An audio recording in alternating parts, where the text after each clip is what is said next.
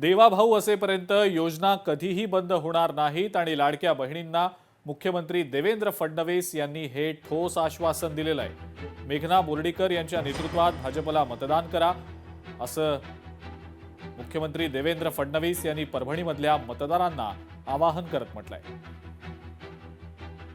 बहिणींनो, 1 वर्ष झालं योजना बंद झाली नाही आणि जोपर्यंत तुमचा देवा भाऊ हा मुख्यमंत्री आहे तोपर्यंत योजना बंद होणार नाही।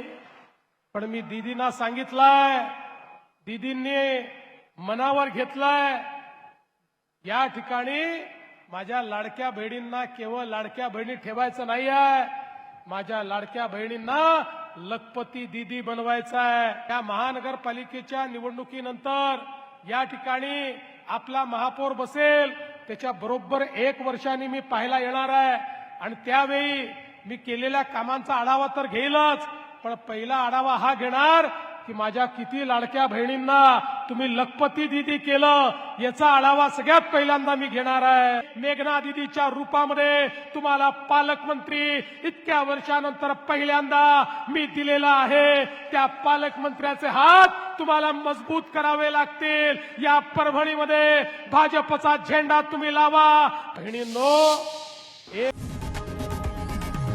लोकशाही मराठी ऐका, पहा, जागरूक रहा।